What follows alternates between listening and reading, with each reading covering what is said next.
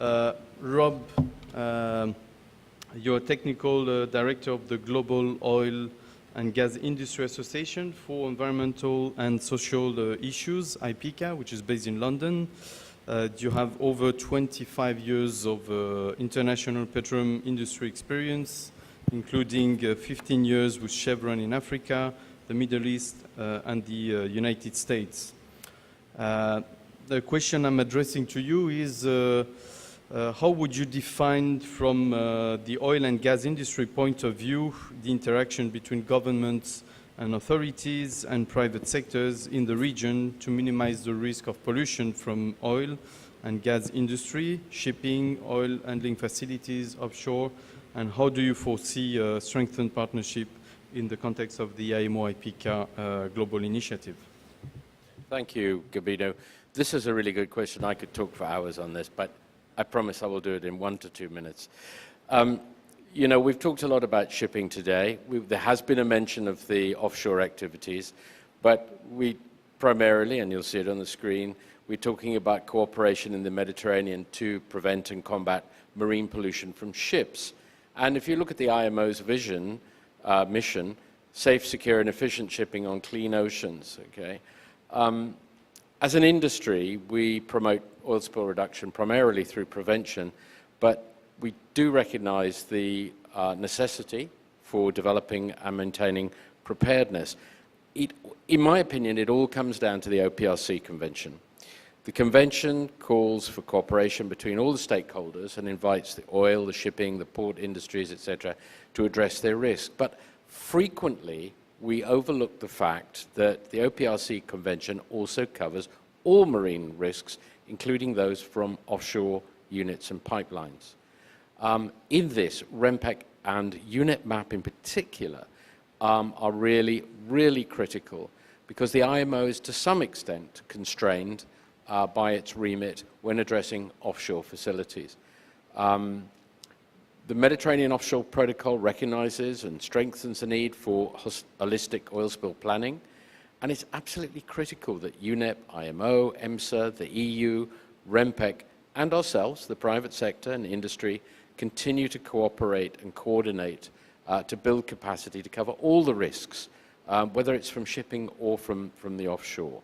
You know, we've done a lot in the last 5 years to build a different type of response thinking since the 2010 Deepwater Horizon incident. But we're now on the back end of the curve.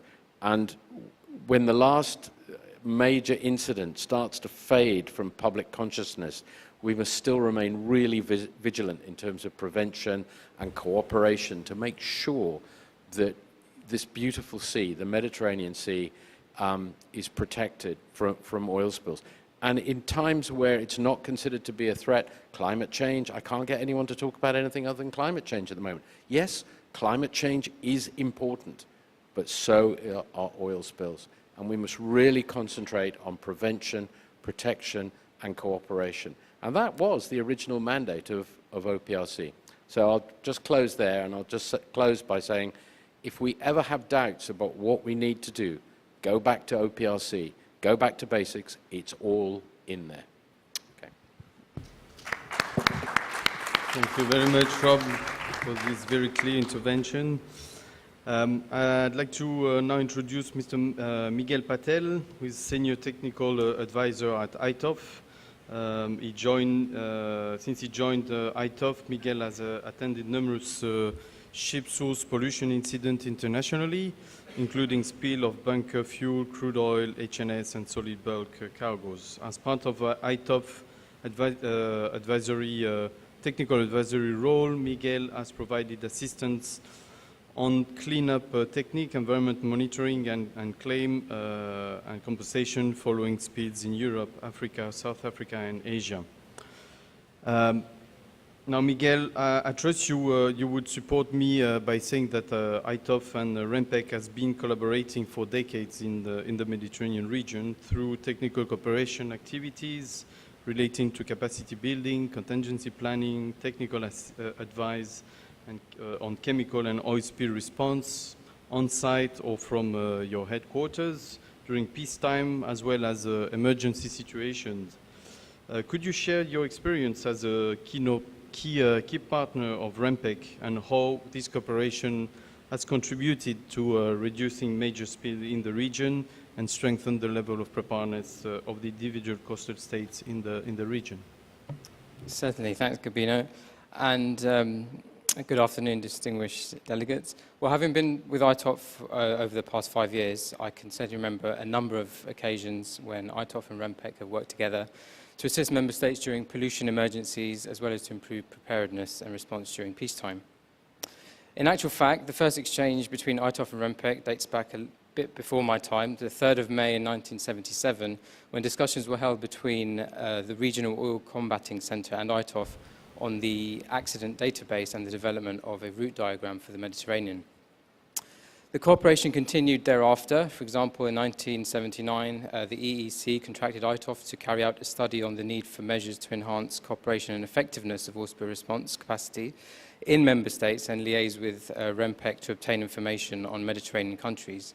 In 1981, ITOPF offered its technical information papers to the ROCC for dissemination in the region, as well as during the Medipol 83 event organised by the Centre. All in all, in terms of project work, ITOPF has participated in 41 events organised by REMPEC, the majority of which were related to providing support for training courses on preparedness and response to spills of oils and chemicals. ITOPF has regularly assisted REMPEC in reviewing national contingency plans of its members, as well as the development of sub-regional contingency plans like that of Cyprus, Egypt and Israel in the mid-90s. We have also participated in specific projects such as the development of the Maritime Integrated Decision Support Information System and the Western Mediterranean Region Marine Oil and H&S Pollution Cooperation Project. In fact, ITOPF regularly attends focal point meetings to reiterate our commitment to assist REMPEC and its member states in the implementation of its projects. From a more practical and operational point of view, ITOPF and REMPEC have cooperated during a number of oil spill incidents in the Mediterranean. For example, in 1991, ITOPF assisted REMPEC during the Haven incident and assisted with some of the cost recovery as a liaison between REMPEC and the P&I Club. Other incidents that brought ITOPF and REMPEC together include the Giroy-Chernomoya spill in '92, as well as the Nasir and Shipbroker incident in '94. We were also involved in the Eastern Mediterranean incident in 2006. Overall, strong links and significant collaboration have prevailed over the years, due in part to the importance of the Mediterranean as a transit area for oil and other goods. ITOPF can only praise the sterling work carried out by REMPEC on behalf of its member states over the last 40 years in enhancing regional cooperation, promoting prevention of and preparedness to pollution incidents in the Mediterranean, and of course assisting its member states during actual emergencies. Thank you. Thank you very much. We'll switch to French, so I won't translate this card again. CEDRE, for CEDRE, Monsieur Stéphane Doll, vous êtes depuis le 1er mars 2016 le directeur du Centre de documentation, de recherche et d'expérimentation sur les pollutions accidentelles des eaux, connu sous le nom de CEDRE. Vous avez travaillé auparavant dans la construction de la réparation de navires de taille moyenne et également au Centre d'expertise pratique de lutte anti-pollution, connu comme le CEPOL. Stéphane, si je ne me trompe pas, le CEDRE est bien administré, entre autres, par les représentants de l'État français, du secteur public et privé, et comme pour l'Italie, à travers l'ISPRA, sous la tutelle du ministère de l'Environnement, votre gouvernement, par le biais de l'unité d'assistance méditerranéenne, soutient le mécanisme d'assistance et de coopération régionale. À cet égard, pourriez-vous illustrer par un exemple concret le rôle qu'a joué le CEDRE lors de l'activation de l'assistance méditerranéenne, l'unité d'assistance méditerranéenne, et quels sont, d'après vous, les avantages de cet accord et comment ce réseau d'experts peut être renforcé. Merci. Merci Gabino. Je suis très heureux d'être parmi vous aujourd'hui pour fêter cet événement important qu'est le 40e anniversaire du REMPEC. Et d'autant plus heureux que le CEDRE, partenaire du REMPEC depuis l'origine, s'approche lui aussi de cette date anniversaire des 40 ans. Nous n'avons plus que 2 ans à attendre, puisque le CEDRE a été créé en 1978 après le naufrage de la Moko Cadiz. Alors pour répondre à la question posée, le board du CEDRE est effectivement composé de 3 groupes.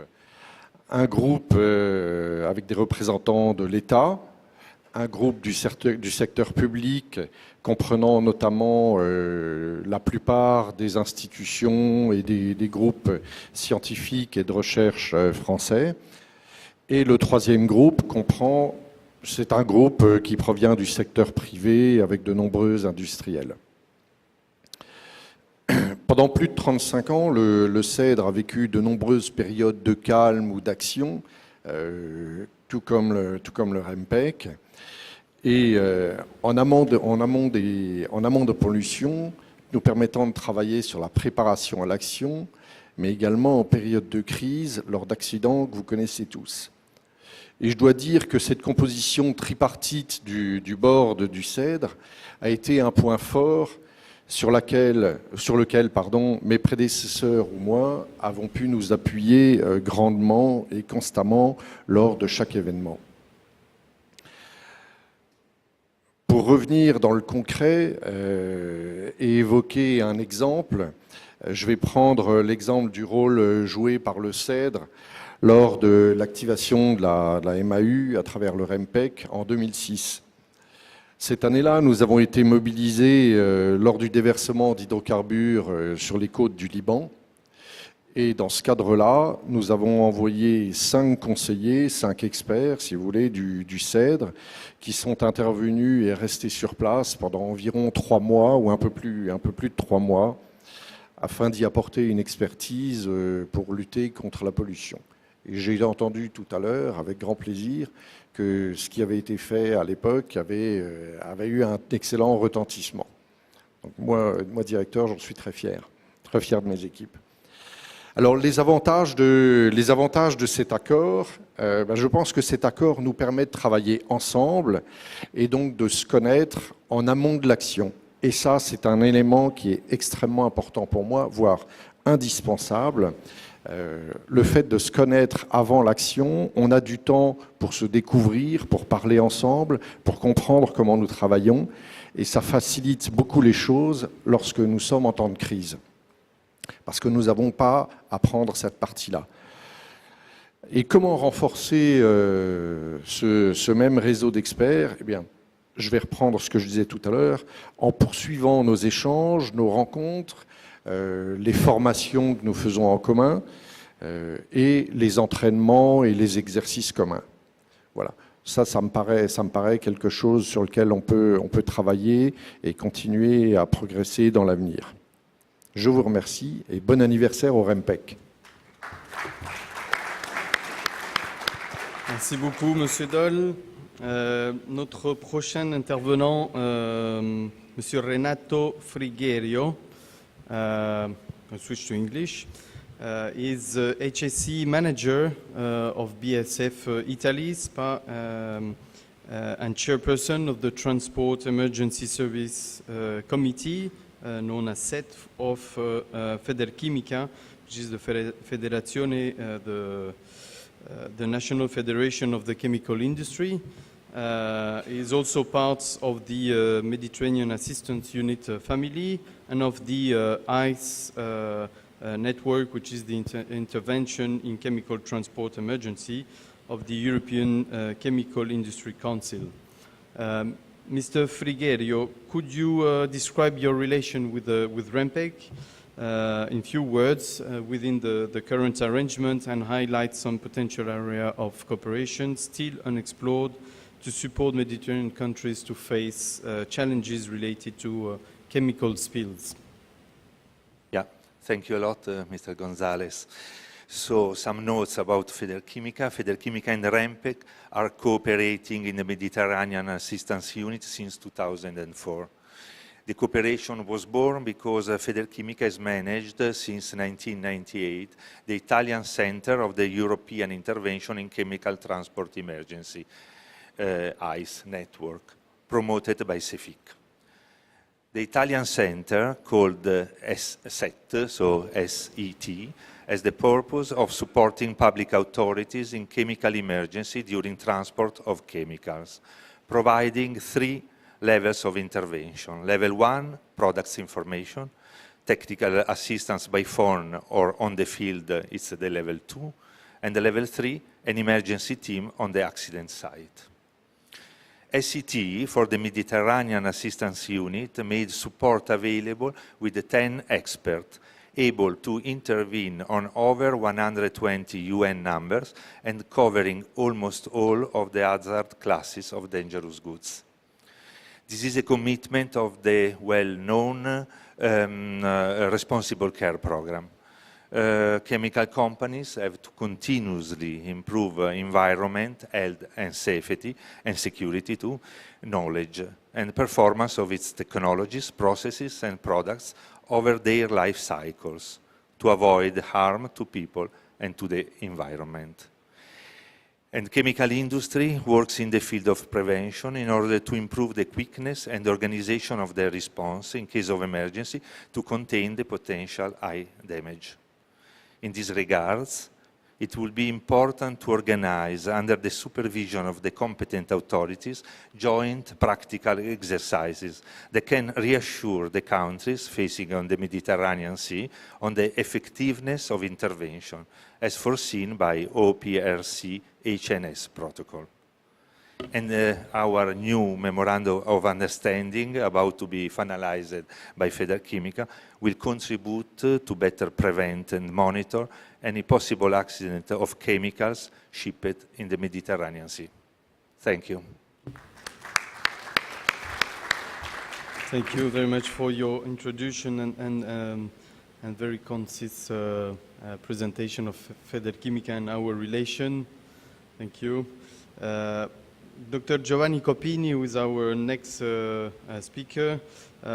Giovanni, you are responsible for the operational oceanography laboratory at the EuroMediterranean Center for Climate Change, known as CMCC, in Lecce, which is developing operational oceanography application and managing projects. And you're also officer in charge of the Emergency Response Office of the Mediterranean Operational Network for the Global Ocean Observation System, known as Mongoose. In this regard, following the signature in 2009 of the first MOU with REMPEC, which has been renewed since then, could you tell us in a nutshell the main achievements of the successful cooperation for the promotion of research program leading to operational tools, and what could we expect for the future, in particular, even hearing some new developments in other areas? Thank you. Thank you, Gabino. And first of all, thanks for the invitation and congratulations for the 40th anniversary. Yes, we started, I'd say, with the Lebanon accidents. This cooperation formalized it in 2009 with the first MOU. Mongoose is a network of experts of operational oceanography in the Mediterranean Sea. We count more than 36 institutes all over the Mediterranean countries. I think we can mention 3 main results. The first one, I would say, is a technological endeavor, a technological effort. We have developed together a network that we call MEDES, is a multimodal oil spill forecasting system that is supporting and will support, hopefully in the future, in case of emergency. So forecasting oil is one part of the emergency response or support to the emergency response.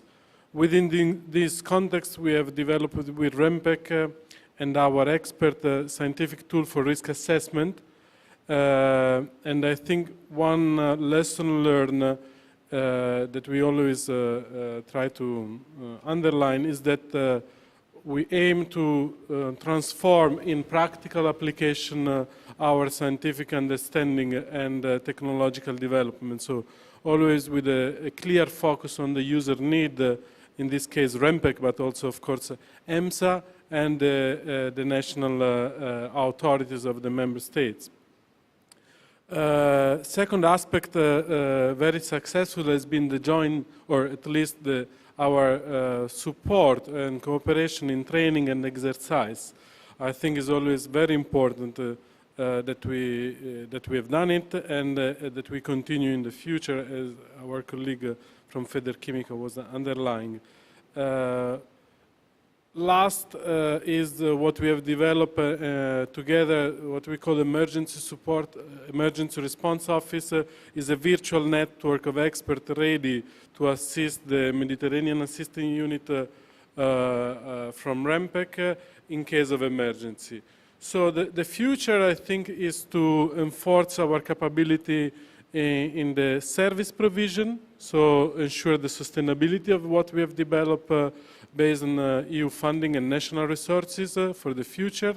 Maybe make it more user-friendly, I'd say, so that it comes to be more practical in case of emergency, its use. Further develop its coastal component, because yes, it's true that oil spill emergency can be an offshore accident, but often the risk increases a lot when they goes to the coast, to the coastal areas, and our capability need to be further improved for forecasting in the coastal areas. Networking, of course, all the national effort, the European Copernicus effort, and the national effort in ocean forecasting. Risk mapping, it's very important. I think we should take the advantage of the invitation from ELCOM to cooperate in this framework. And of course, we need to enforce further through REMPEC the national cooperation, so the cooperation also at the national level in this framework. Thank you, Gabino, and congratulations. Thank you, Giovanni. Now the final intervention for this session, and I again thank you for your patience, and but I think the collaboration with all these partners was important to underline in this session. So before the conclusion of this event, I would like to present Mr. Vincent Attard, President of Nature Trust, who is a local non-governmental organization. Vincent became a member of the then called Natural History Society of Malta in 1972, while studying biology, and took various responsibilities in the organization, which evolved over the years together with the scope and its name, which became Society of the Study and the Conservation of Nature in 1974, and Nature Trust in 1999.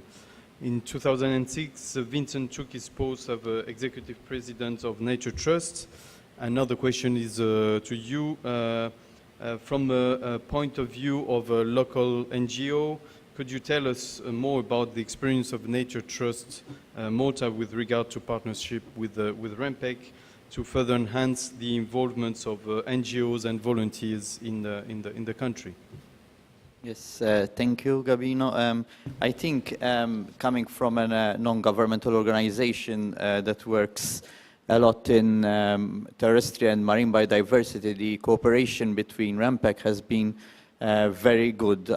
We are very grateful for the opportunities having been offered to us by REMPEC with regards to training also on being prepared and being responsive towards an eventual oil spill. Being on an island that has a lot of traffic, especially in the oil industry, one cannot but not be prepared for an incident. We hope we do not need, but one can never say so. The fact that we got this collaboration and we got an exposure over the theory and the practical side of this challenge, should it ever arise, was very good. I mean, going to the center in France, getting trained on a setup sort of real-time environment of an oil spill was something very challenging. It was no joke. We learned a lot about teamwork, the importance of how to collaborate with each other. The opportunity also offered us a lot of networking, both with other organizations, where we also came in contact with organizations that we realized, for example, could help us in the case of an eventual oil spill, and that there are other organizations who would be prepared then to help us recover costs from an eventual oil spill. So one, you would realize that you are not alone and you would find all support when the time comes. I think the partnership also and the collaboration also put us in contact with also the local authorities like the Civil Protection Department, the Armed Forces of Malta, where we also joined them at the training in Brittany as well. So we work together side by side, and I think it was a good opportunity for us to also get to know each other and how would work together once we need to. The training was very good, so this led us to further to our collaboration, start training other NGOs and other volunteers in this, how to be prepared. That is, we focused on the assessment of an oil spill, to assist in the cleaning, for example, reporting structures, how things would help out, and also working within our line, that is working with oiled wildlife. So again, the training of de-oiling wildlife was offered in France, which was very interesting for us. And I think this led us to not only train people, but we did 2 sessions so far with volunteers, but it also led us to modifying a project we have soon to take off, which is the Wildlife Rehabilitation Center. This is a project that has found the support of the Maltese government with the Ministry of Sustainable Development, which we hope to start. We modified the plan actually to have the center prepared for an eventual oil spill. After all, it is about being prepared. And the plans have changed, making the center capable of taking such an incident if the need arises.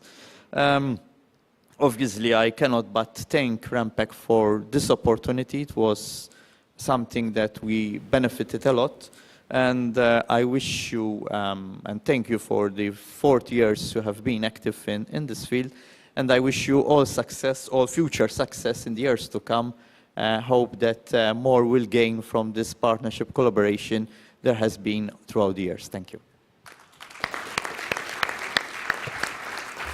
Thank you very much for this intervention. And just to highlight this, this example of cooperation with NGOs in Malta has been also replicated in most of the countries in the Mediterranean region through a project known as POSO, which was funded by the DG ECHO through the European Commission